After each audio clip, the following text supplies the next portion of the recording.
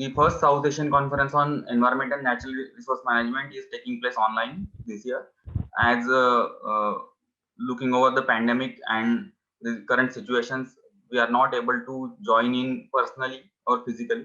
Hence, we are taking this conference online on Zoom this year, and the proceedings and all the videos of the conference will be published online very soon after the conference concludes. So today's itinerary of the conference will be now currently this is the introductory session.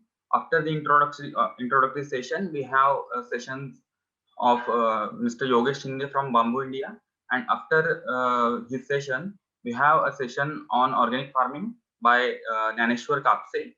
And after this session, today's last session will be of Ruchita Panchabhai, which will tell us about in the session she will discuss with us about industries in India and their environmental significance. So to start this session, I would like to make an introduction to Prithvi Molachi Foundation. This conference will be taking place in Hindi, Marathi, and English, all three languages, as speakers from various backgrounds will be coming. Speakers and listeners from various backgrounds will be coming to this conference. Hence, we are taking this conference in all the three languages, regional languages, and English language also. So, to start this conference, I would like to do an introduction of Prithvi Molachi Foundation and this conference. Afterwards, we will Mr. Prashant Panchibhai will give us an introduction about Sri Gopal Krishna Seva Sangha and Krishna Dvaipayan Gurukul. So let me share my screen now.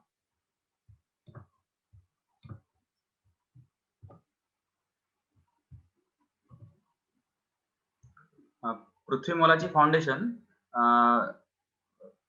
The concept of Prithvi Molachi Foundation was initially an awareness for the environment among the people who are active on social media.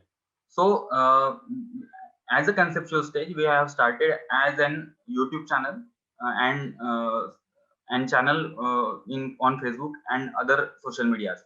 But after a few years of starting the channel on social media, we started to think that this won't work until we go physically to people, until we go and do some actual applied work with the people.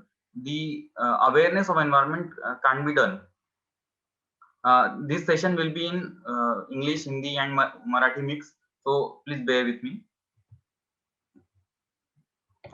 So what was the need? क्यों हमने पृथ्वी Molachi foundation शुरू किया? सो sustainability, जो शाश्वतता है, उसका हर life के हर एक एस्पेक्ट में उसकी जरूरत है, क्योंकि हर चीज आज आप जो देख रहे हो वो कहीं ना कहीं रुकावट है, कहीं ना कहीं खत्म होने वाली चीज है, नश्वर चीज है। तो अगर शाश्वतता हर एक जीवन के हर एक एस्पेक्ट में लानी है, तो हमें शाश्वतता के लिए, सस्टेनेबिलिटी के लिए कुछ काम करना चाहिए, उसकी जरूरत है अभी। दूसरी बात कि शाश्वत विकास यानी सस्टेनेबल डेवलपमेंट के लिए कोई भी कैटलिस्ट ऑर्गेनाइजेशन अभी नहीं है, जो ऑर्गेनाइजेशन शाश्वत विकास को का जो प्रगति है वो और थोड़ी जोर से कर सके, प्रगति को वेग लाने के लिए कोई ऑर्गेनाइजेशन अभी फिलहाल उस पैमाने पर काम नहीं कर रही। और तीसरी बात कि decreasing sustainable practices with increasing financial business thinking. जैसे जैसे इंडस्ट्रियलाइजेशन बढ़ रहा है, शहरीकरण बढ़ रहा है, तो उसके बढ़ने के कारण आर्थिक जो थिंकिंग है, फाइनेंशियल बिजनेस थिंकिंग है, वो बढ़ रही है। हालांकि हमारे देश में अगर देखा जाए तो शाश्वत बिजनेस की थिंकिंग बढ़नी चाहिए। ऐसा बिजनेस, ऐसा उद्योग जो समाज के काम आए, देश के काम आए, ऐसा बिजनेस, ऐसा उद्योग बढ़ना चाहिए। लेकिन आज देख रहे हैं हम कि जो उद्योग और बिजनेस बढ़ रहे हैं वो फाइनेंशियल थिंकिंग से ही बढ़ रहे हैं। तो sustainable practices in the business is a need of an hour, also the need of having and promoting social businesses. Social business जो जो फिलहाल शुरू है, जिसका ट्रेंड अभी फिलहाल आ रहा है, उसकी जरूरत बहुत ज्यादा है, क्योंकि सोशल बिजनेस काउंट नहीं करते कि कितना पैसा कमाया, सोशल बिजनेस काउंट नहीं करते कि कितना उनका कैपिटल तैयार हुआ, बल्कि सोशल बिजनेस काउंट करते हैं कि कितना सोसाइटी में उन्होंने चेंज लाया। लोगों की जो लाइफस्टाइल है उनको उन्होंने कितना ईज़ किया, या फिर लोगों की लाइफस्टाइल में उन्होंने कितना इम्पैक्ट लाया, उस चीज़ का काउंट होता है। इसीलिए सोशल बिज़नेस आज आगे बढ़ने चाहिए और इसकी ज़रूरत है। तो ये सारी चीज़ें कैसे हो सकती है? इस बारे में सोचने के बाद पृथ्वी मोलाची फाउंडेशन की जो टीम है, वो आगे आई और हमने सोचा कि हम अप्लाइड रिसर्च करेंगे कि हम हर एक चीज़ में शाश्वत विकास या फिर सस्टेनेबिलिटी कैसे ला सकते हैं। और सस्टेनेबिलिटी हर एक चीज़ में लाने के लिए हमने अप्लाइड रिसर्च शुरुआत की। अप्लाइड रिसर्च मीन्स हम ट्रायल एंड एरर पे ये सब चीज़ें करके देखते हैं। हम एक कांसेप्ट सोचते हैं और वो कांसेप्ट किसी पायलट प्रोजेक्ट में रन करके देखते हैं। इफ दैट वर्क्स, हम उसका रेप्लिकेशन करते जाते हैं। तो to this all process is known as applied research. So ये जो अप्लाइड रिसर्च है, वो करने के लिए पृथ्वी मोलाची फाउंडेशन की हमने शुरुआत अगस्त में की। आज तक हमने क्या-क्या काम किया है? तो हमारा रीच आज तक क्या-क्या है? तो हमारे टीम में एनवायरमेंटलिस्ट है, जियोलॉजिस्ट है, एंटरप्रेन्योर्स है, रिसर्चर्स है, स्टैटिस्टिशियंस है, माइक्रोबायोलॉजिस्ट है और ग्रास रूट में काम करने वाले सोशल वर्कर्स भी हैं। हमारे साथ आज तक 7 ग्राम, 9 शहर और 5000 लोग जुड़े हुए हैं। हमारे साथ 3 विविध संस्थाओं ने पार्टनरशिप की है। उसमें से एक जिसके साथ पार्टनरशिप इस कॉन्फ्रेंस के लिए भी है, वो श्री गोपाल कृष्ण सेवा संघ। उस संस्था के बारे में हम विस्तृत से आगे जानकारी लेने वाले हैं। दूसरी संस्था है वसुंधरा कृषि परिवार। वसुंधरा कृषि परिवार एक किसानों का बहुत बड़ा संगठन है, मराठवाड़ा पूरे महाराष्ट्र में, जो ऑर्गेनिक फार्मिंग करने के लिए आगे आ रहे हैं और उसके साथ-साथ वो अपनी ज़मीन को उपजाऊ करने का प्रयास कर रहे हैं। तीसरा हमारे पार्टनर्स है, वो है ग्राम विकास एंड फॉरेस्ट मैनेजमेंट कमिटी महूपाड़ा। महूपाड़ा नाम से जो ग्राम है, उस ग्राम में हम काम कर रहे हैं और वहाँ की ग्राम विकास कमेटी और फॉरेस्ट मैनेजमेंट कमेटी के साथ हमारा टाइप हुआ है। उसके साथ-साथ 5 अलग-अलग एफपीओस के साथ हमारा टाइप है।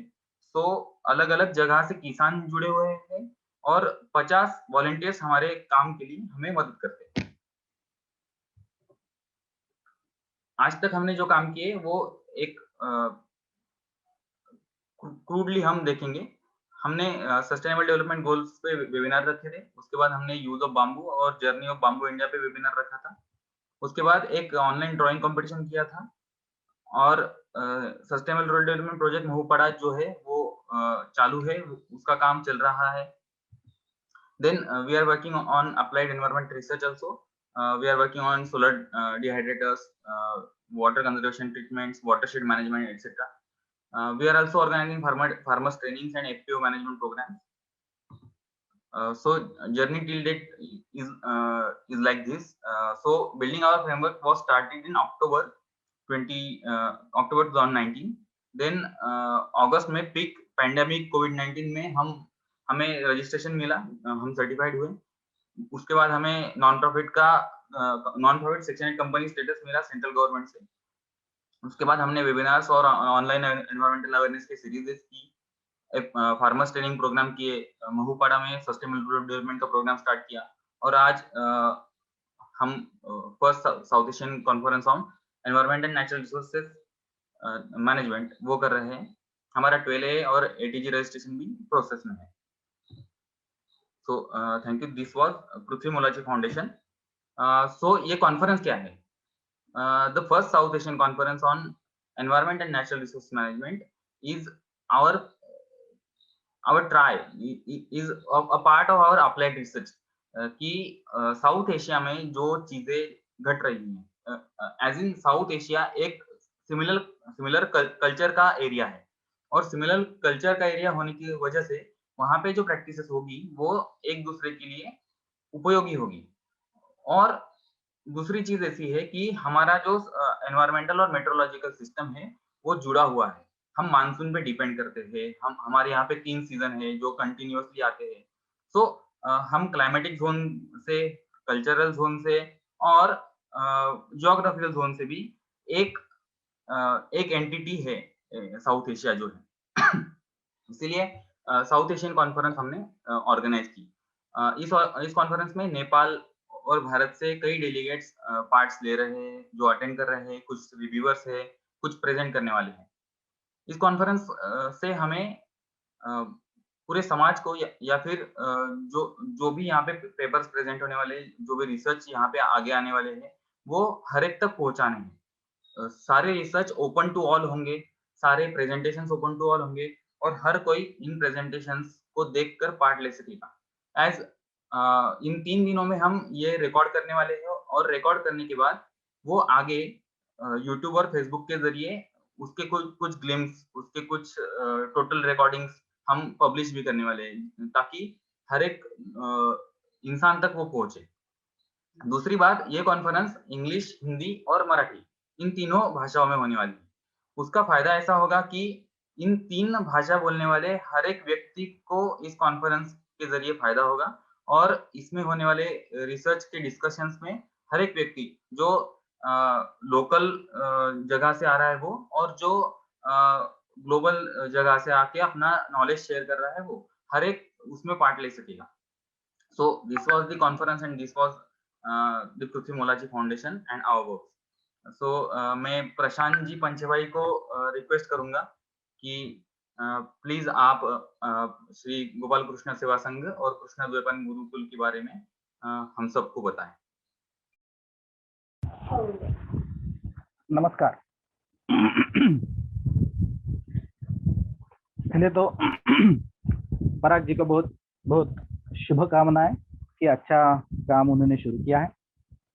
ये जो पृथ्वी मोलाची फाउंडेशन उन्होंने बनाया, और इसके जरिए अभी ये जो कॉन्फ्रेंस ली जा रही है, बहुत अच्छी बात है, ये होना चाहिए काम। तो इसमें जो इसका नाम रखा है बहुत अच्छा रखा है उन्होंने, पृथ्वी मोलाची। अभी क्या हो रहा है, हम ये जो पैसा है, डेवलपमेंट है, इस सब में बहुत दौड़ रहे हैं, और इतना दौड़ रहा है कि इसमें हमारी पृथ्वी जो है, ये हमारी जो धरती है, इसका कुछ मोल रहा नहीं है अभी। ऐसा है, जब हम पैसे के पीछे या कुछ कमाने के पीछे दौड़ने लगते हैं तो इन चीजों का कुछ मोल रहता नहीं। तो इसका ज्ञान कराने के लिए इन्होंने बहुत अच्छा नाम रखा है, पृथ्वी मोलाची। इसका मोल जान लो आप, ये बहुत इंपॉर्टेंट चीज है, बहुत महत्वपूर्ण बात है, मोल जानना चाहिए। और ये पृथ्वी भी बहुत कीमती है भाई, इसे इतना बर्बाद मत करो कि रहने के लिए भी मुश्किल हो जाए। तो ये समझने के लिए इस फाउंडेशन का जो ये काम किया जा रहा है वो बहुत अच्छा है, काबिल तारीफ है। इसके लिए उनको बहुत शुभकामनाएं। अभी वैसे तो ये फाउंडेशन और हमारी संस्था साथ ही चलने वाली दो संस्था है। श्री गोपाल कृष्ण सेवा संघ ये जो हमने बनाया, तो उसके पीछे थोड़ा सा जो विचार है थोड़ा हम जान ले। पृथ्वी मोलाची, तो बात समझने की बात यह है कि ये अभी प्रैक्टिकल वर्क जो हो रहा है इसमें वो समझाने के लिए, उसका मोल समझाने के लिए, पर वास्तव में देखा जाए तो ऐसा है कि पृथ्वी का मोल ही हो नहीं सकता। ये मोल करने की बात है क्या पृथ्वी? तो ये तो अनमोल है ना। पर जब हम भौतिक विकास की तरफ देखने लगते हैं, जब हम पैसा कमाने की तरफ देखने लगते हैं, तो बात ऐसी हो जाती है कि ये जो पृथ्वी है उसका मोल बाकी शेष नहीं रह जाता। ये घटना आज घटती है ऐसी बात नहीं है। अगर हम लोग भारतीय संस्कृति, उसके जो ग्रंथ है, उसका जो इतिहास है, उसकी तरफ झांक के देखे, उसमें झांक के देखे, तो हमें पता चलेगा कि ये बात पहली बार नहीं हुई, ये बात पहले भी बहुत बार हो चुकी है। पुराणों में ऐसी कथा आती है, आपने कभी सुनी होगी तो देखिए कि ये जो पृथ्वी है, ये गौ का, धेनु का या गाय का रूप लेके ब्रह्मा जी के पास जाती है, उनसे शिकायत करने जाती है और बोलती है कि मेरे ऊपर बहुत बोझ बढ़ गया है, अभी मैं सह नहीं पा रही हूँ, जो अधर्म चल रहा है उसे मैं सह नहीं पा रही हूँ। अधर्म क्या होता है? तो अधर्म तो एक बात ये होती है कि सिर्फ मेरी सोचो, सिर्फ अपनी सोचो, दूसरे की मत सोचो। ज्यादा उसके संक्षेप में जाने की जरूरत नहीं, तफसील में जाने की जरूरत नहीं, क्या धर्म क्या अधर्म, ये बात हमें यहाँ पे डिस्कस नहीं करनी है।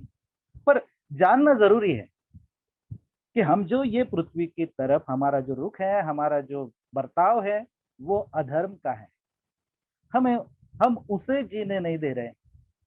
हम जो हमारे पास जीव हैं, जंतु है, वृक्ष है, लताएं हैं, इनको जीने नहीं दे रहे। हमें हमारी बिल्डिंग बनानी है तो हमारे यहाँ जो कोई वृक्ष रहता है हम काट देते, खेती रहती है उसे इन्हें कर देते, नॉन एग्रीकल्चर बना देते और हम रहने लगते हैं। यहाँ डेवलपमेंट के लिए कुछ फैक्ट्री डाल देते। तो क्या कर रहे हैं हम?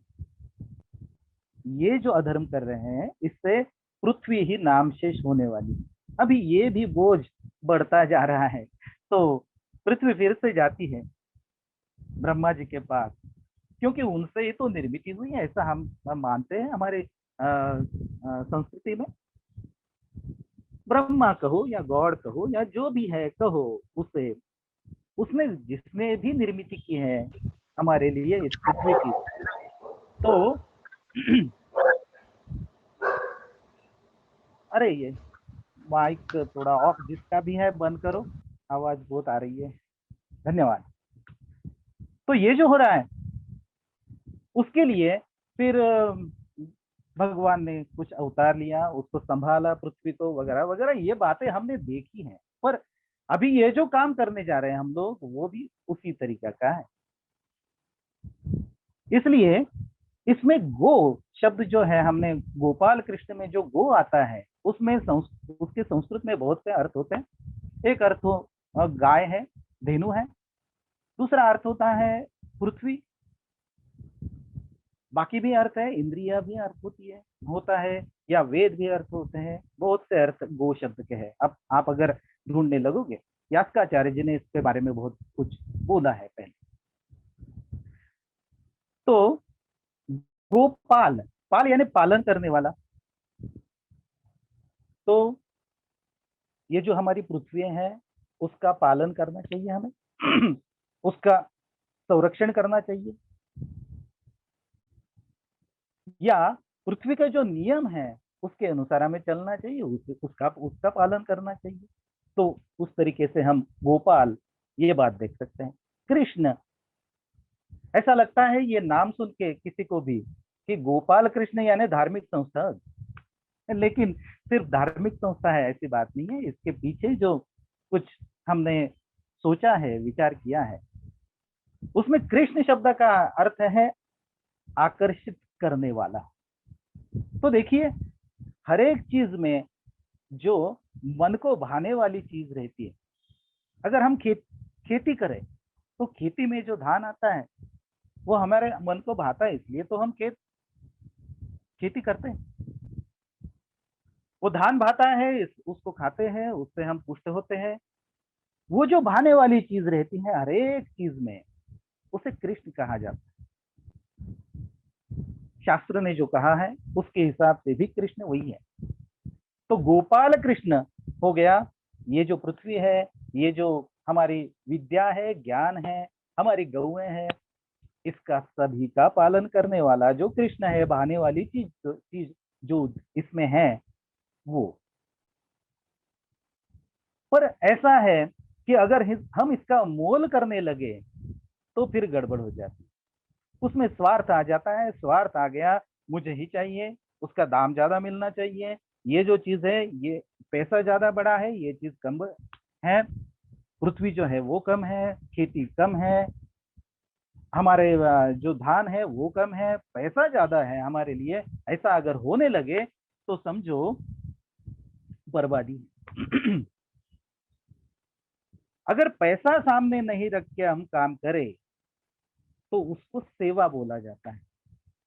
अगर हम सेवा व्रत लेके, सेवा परमो धर्म है इसलिए हमारे संस्कृति ने कहा भी क्या है, तो सेवा करके अगर हम काम करें तो पैसा तो मिलता ही है। जो भी कर्म करो उसका तो फल मिलने वाला है, पैसा मिलेगा ही, पैसे से किसी को ना नहीं है। हमारे यहाँ श्री सूक्त भी है, उसमें कहा गया है कि लक्ष्मी मुझे मिले, पर कैसी मिले, जो वापस ना जाए, जो अलक्ष्मी ना हो, जो कुलक्ष्मी ना हो। बर्बादी से मिलने वाली लक्ष्मी हमें नहीं चाहिए, हमें सबका भुला करके लक्ष्मी चाहिए। तो ये भारतीय सोच है, और इसके हिसाब से चलने के लिए श्री गोपाल कृष्ण सेवा और एक ही अगर आदमी करे तो कुछ फायदा नहीं, ये संघ होना चाहिए। संघ मतलब सबने मिल के काम करना चाहिए, बहुत सारे लोग उसमें जुड़ने चाहिए। इसलिए इस हिसाब से हमने ये संस्था का जो है निर्माण किया, सिर्फ धार्मिक काम के लिए नहीं।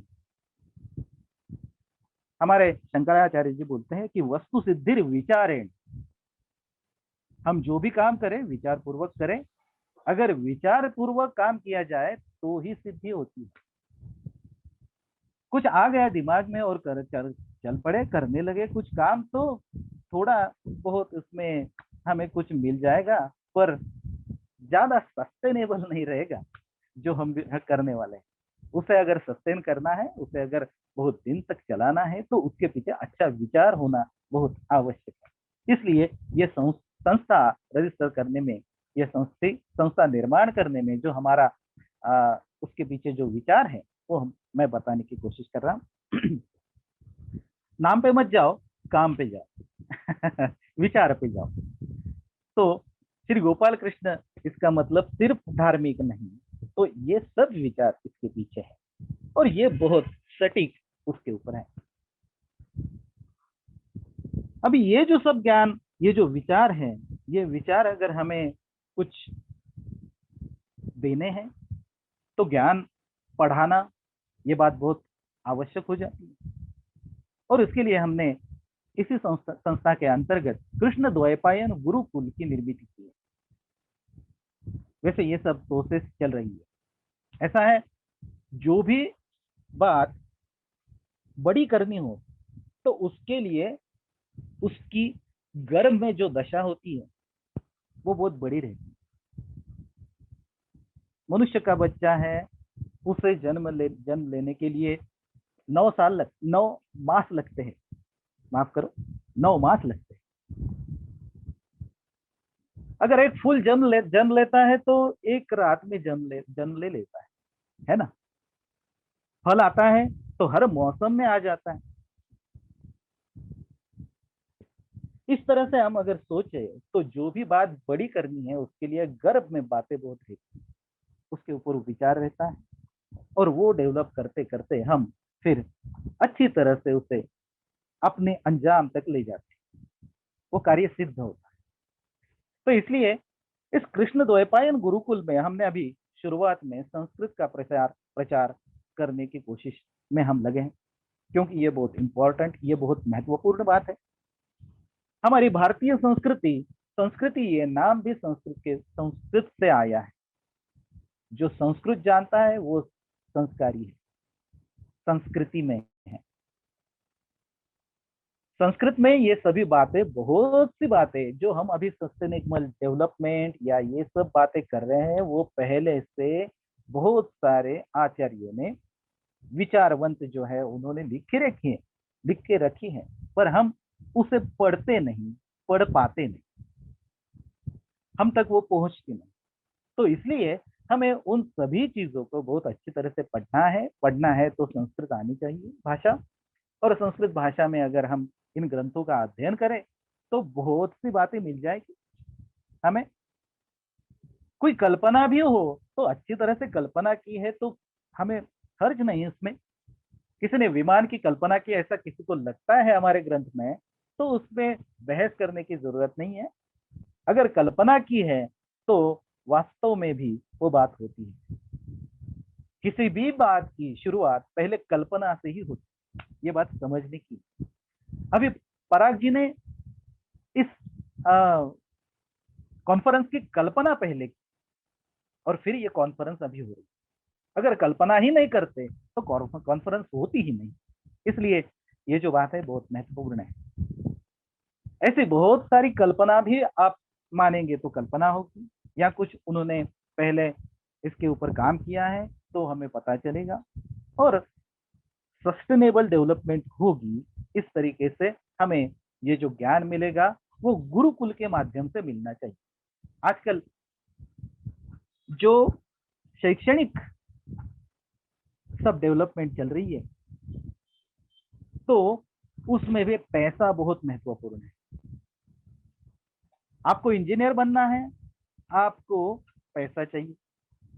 आपको डॉक्टर बनना है, बहुत सारा पैसा चाहिए, तभी डॉक्टर बन सकते हैं। आपको बुद्धि कितनी है, आपकी समझ क्या है, आपका विचार क्या है, आपको करना क्या है, आपको अच्छा क्या लगता है, आपकी गति किसमें है, इसके ऊपर ध्यान हमारा नहीं है। हमारा ध्यान किस पर है? पैसा है। जिसके पास पैसा है वो डॉक्टर बनेगा, पर वो काम क्या करेगा, कैसे करेगा? जितना पैसा उसने डाला है वो वापिस मिलने के लिए और सूद समेत समेत मिलने के लिए वो ज्यादा प्रयत्नशील रहेगा। और फिर वहां पे जो अ, उसने काम करना चाहिए, वो जो रोगी है उसके लिए जो भी उपाय योजना करनी है उसमें रोग जाने के लिए नहीं करेगा, पैसा कमाने के लिए करेगा। ये बहुत बहुत गलत हो जाए। और हम इसके परिणाम देख रहे हैं। अभी हमने ये जो कोविड का सब पिछले साल जो अनुभव किया है उसमें हमने ये बातें बहुत सी देखी। तो जब तक सेवा वृत्ति नहीं आती तब तक ये बातें नहीं।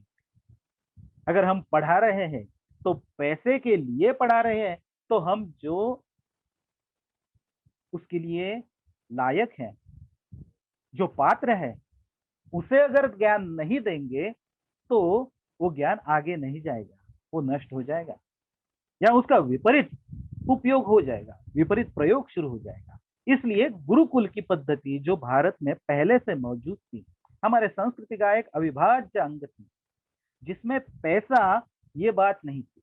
हमारे पास जो भी आए शिष्य पढ़ने के लिए आ जाए, हम उसे पढ़ाएंगे, उसकी पात्रता के अनुसार पढ़ाएंगे।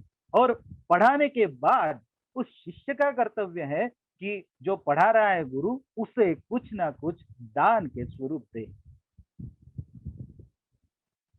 अगर मैं आने वाला जो शिष्य है उसे उसकी पात्रता न देखते हुए सिर्फ पैसे दे रहा है इसलिए पढ़ा रहा हूं, तो बहुत गलत काम हो रहा है, आज भी हो रहा है।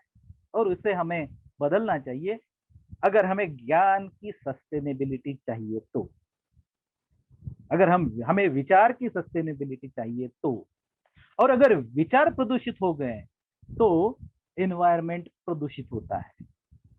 देखिए, हमारे मन में अगर हमारा जो परिसर है वो अच्छा रहे ऐसा नहीं लगता, ऐसा विचार हमारे मन में नहीं है, तो हम क्या करेंगे? हम प्लास्टिक लेंगे, बोतल लेंगे पानी पीने की, पानी पिएंगे और जहां चाहे वहां डाल देंगे। ये जो प्लास्टिक वेस्ट है वो बढ़ता जाएगा। और जो अभी हम प्रदूषण की बात कर रहे हैं, पोल्यूशन की बात कर रहे हैं, वो सब मुद्दे फिर उपस्थित होने लगेंगे। पर अगर मेरे विचार में ही ये बात है तो मैं क्या करूंगा? मैं वो बोतल, वो जो खाली बोतल है वो मैं बाहर कहीं पे भी नहीं डालूंगा। मैं उसे अच्छी तरीके से किसी अच्छी जगह पे वो नष्ट हो, इस तरह से मैं उसका विचार करूंगा। और होता जितना हो सके मैं ये बात सोचने का प्रयास करूंगा कि मैं बोतल ना ही लूं, मैं मेरे साथ ही मेरा पानी ले जाऊं, या किसी से मांग लूं कि भैया एक लोटा दे दो, पानी पी लूं और चला जाऊं। तो इसमें पोल्यूशन नहीं रहता, ये विचार से उत्पन्न होता है। तो इसलिए अभी ये ज्ञान हमें होना चाहिए, और अगर अगर हमें ज्ञान अच्छी तरह से देना है तो हमें गुरुकुल, और गुरुकुल मतलब पैसा लेके नहीं, ये बात बहुत महत्वपूर्ण है। जिसे आवश्यकता है उसे हम ज्ञान दे, जिसकी पात्रता है उसे हम ज्ञान दे। इसलिए हमने इस गुरुकुल का गठन किया है। इसमें बहुत सारी बातें हम पढ़ाने की कोशिश करेंगे, जिसमें संस्कृत तो एक है ही। लेकिन ऐसा है कि अभी जो ज्ञान हम ले रहे हैं, स्कूल में ले रहे हैं, कॉलेजों में ले रहे हैं, तो वो जो ज्ञान है उसे भी हम नजरअंदाज नहीं करेंगे। तो इसके लिए हमने एक प्रोलिफिक नाम की एक छोटी सी उसमें शाखा खोल दी है। तो उस प्रोलिफिक लैंग्वेज सॉल्यूशंस कहो, प्रोलिफिक शाखा कहो, उसमें हम अभी का जो ज्ञान है वो भी दे रहे हैं। उसके साथ ये जो अपना सांस्कृतिक ज्ञान है, भारतीय ज्ञान है, उसे भी दे रहे हैं, जो सस्टेन करता है। तो इस तरीके से हम गुरुकुल का हमने गठन किया है। गुरुकुल में हम कृषि के बारे में भी पढ़ा सकते हैं, पढ़ाने वाले हैं। हम यंत्रों के बारे में भी पढ़ाने वाले हैं। बहुत सारी बातें ऐसी होगी जो उसमें पढ़ाई जाएगी। हम विचार कैसे बदले, विचार कैसे अच्छे रखे, इसके बारे में भी पढ़ाएंगे। इसमें कुछ हमारे ग्रंथ है, उनका भी अध्ययन होगा। गीता तो आपको सबको पता है, श्रीमद् भगवद गीता, उसको पढ़ाने का हमने वर्क शुरू करना है, शुरू किया है, एक दो बार हो भी चुका है। उपनिषद है जिनमें बहुत अच्छी तरह से ज्ञान जो अच्छा है, जो वास्तविक है और जो सस्टेनेबल है, वो देख पहले ही लिख के रखा है। तो उसे भी पढ़ाने की कोशिश हम करने वाले हैं। तो इस तरीके से ये सभी बातें इसमें हैं। इसके और दो अंग हैं, दो तीन अंग है, उसके बारे में भी संक्षेप में मैं बताना चाहूंगा। एक तो इसमें है पराशर कृषि केंद्र। हमने जो भारतीय कृषि है उसके हिसाब से उसका ज्ञान देना, उसके ऊपर कुछ हमें प्रयोग करने हैं, वो करने के लिए ये केंद्र होगा। और ये जो हमारी खेती की परंपरा है बहुत पुरानी, बहुत पुरानी, मतलब हमारे यहाँ भारत में पृथुराम नाम का राजा था, उस उससे ये परंपरा चल रही है। पृथु के ऊपर से ही हम अपने इस ग्रह को या इस रहने वाली जगह को पृथ्वी बोलते हैं। ये जो पृथ्वी मूला की फाउंडेशन है, उसमें जो पृथ्वी है वो पृथु राजा के नाम से ही पृथ्वी उसे बोला जाता है। तो उस पृथु राजा ने पहले पृथ्वी से कैसे धान निकाले, खनिज कैसे निकाले, हमें जो आवश्यक बातें हैं वो कैसे निकाले, उसका सब जो पद्धति है, उसकी पद्धति वो उसमें बोली थी, उसने उसका आविष्कार किया था। और वहां से हमारी खेती चल रही है। और उसके ऊपर हमारे जो पराशर ऋषि है उन्होंने भी बहुत सारे ग्रंथ लिखे हैं। कश्यप ऋषि हैं, उन्होंने ग्रंथ लिखे हैं। बहुत सारे लोग हैं जिन्होंने भारत की कृषि पर ग्रंथ लिखे हैं। और इतने सालों से ये हमारी कृषि सस्टेन करते आई है। देखिए हजारों साल, आप लोग जो अभी मॉडर्न साइंस सीखने वाले हैं, उनको अभी हमारी जो भारतीय कालगणना है उसको वो समझ नहीं पाते या मानते नहीं। तो हमारी कालगणना में अभी ये 28वां चतुर्युग चल रहा है। एक चतुर्युग बोले तो 43 लाख ईयर्स, ऐसा हम पकड़ के चले। तो इस हिसाब से हम देखा जाए तो इतने सालों से ये सब चल रहा है, भारत में कृषि भी चल रही है। हजारों साल से हम अभी हमारा इतिहास अगर पाश्चात्य पद्धति से भी देख ले तो भी कृषि हमारे यहाँ बहुत साल से चल रही है, हजारों साल से चल रही है। तो तब से आज तक कृषि हमारे यहाँ सस्टेन होती आ रही है और अच्छी तरह से फसल देती आ रही है। फिर हमने ये रासायनिक प्रक्रियाओं का उपयोग शुरू कर दिया, फिर हमने मॉडर्नाइजेशन उसमें किया, और होता क्या चला गया उसके ऊपर हमारा ध्यान नहीं जा रहा है। होता चला ये जा रहा है कि हमारी जो धरती है उसकी उपज कम होती जा रही है। हमें जो उसमें फसल आ रही है, धान जो मिल रहा है वो कम होते जा रहा है। वो जो धान की क्वालिटी है उसमें भी हम नीचे जा रहे हैं। तो हमारा ये मॉडर्न जो हमने तकनीक अपनाई है वो अच्छी है या गलत है, सोचने की बात, उसके ऊपर विचार करने की बात है। अगर अच्छी तरह से हम विचार करें तो हम यहाँ इस नतीजे पर जरूर आएंगे कि हमारी जो प्राचीन खेती की पद्धति थी, कृषि पद्धति थी, वो बहुत अच्छी थी, जो जीरो बजट खेती कही जाती है। तो उसके ऊपर हमें काम करना पड़ेगा, करना आवश्यक है, तभी सस्टेन हो पाएंगे, नहीं तो सस्टेन नहीं हो। इसके लिए खेती करनी है तो उसके लिए यंत्र लगेंगे। तो हमारे यहाँ भरद्वाज ऋषि ने यंत्र कैसे बनाए जाते हैं और बहुत इकोनॉमिकल यंत्र कैसे होते हैं उसमें भी उसके ऊपर भी प्रकाश डाला हुआ है। भारतीय यंत्र बहुत सस्ते में बनते हैं और बहुत सस्टेनेबल होते हैं और बहुत इकोनॉमिकल भी होते हैं, ज्यादा काम देते हैं और कम लागत में बनते हैं। तो ये बहुत महत्वपूर्ण बात है, उसकी तरफ हमें जाना चाहिए। जैसे हमें घर में एक प्राचीन फ्रिज हमारा है, जिसे हम मटका बोलते हैं, ठंडा बना देता है पानी, है ना। तो इस तरीके से हमारे बहुत छोटे छोटे यंत्र रहते हैं। जैसे हल था हमारे यहाँ, पहले लकड़ी का हल बनाया जाता था, उसमें अगर कहीं पे लोहे का फाल लगा दिया जाता था। लकड़ी का हल है हमारा।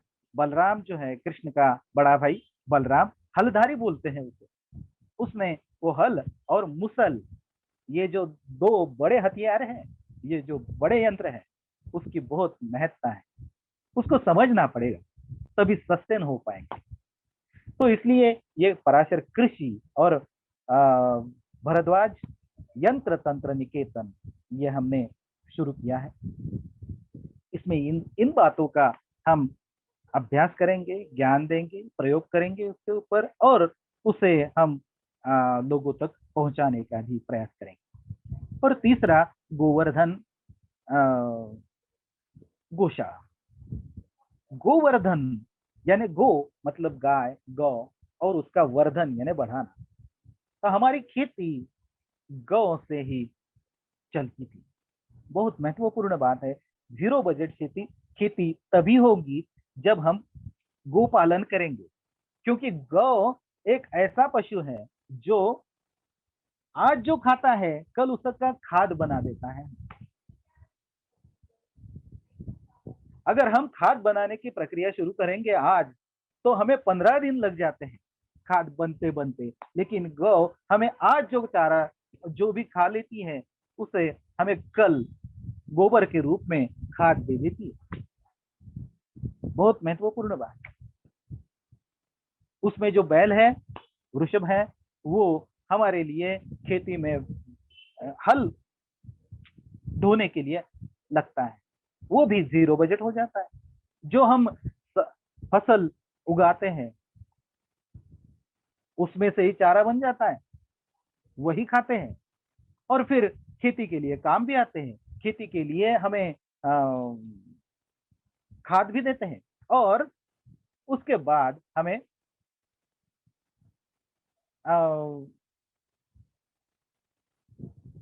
ये जो सब खेती है बहुत अच्छी तरह से करने में मदद भी करते हैं। इस तरीके से हम काम करने वाले हैं। इसलिए ये गोवर्धन का भी काम बहुत महत्वपूर्ण है। ऐसी ये हमारी संस्था, उसमें ये सब काम चल रहा है, उसका ही एक अंग आप कहे पृथ्वी मूलाची फाउंडेशन, और उसकी तरफ से अभी ये जो चल रहा है ये बहुत अच्छा उपक्रम चल रहा है। अभी और भी बहुत सारे यहाँ पे वक्तागण हैं, तो वो भी आपको मार्गदर्शन करेंगे। अभी मेरा प्रणाम, धन्यवाद। धन्यवाद प्रशांत जी। आपने श्री गोपाल कृष्ण सेवा संघ कृष्णद्वैपायन गुरुकुल के साथ-साथ हमारी संस्कृति का भी हमें एक परिचय करवा दिया। उसके लिए आपका बहुत-बहुत धन्यवाद आपको।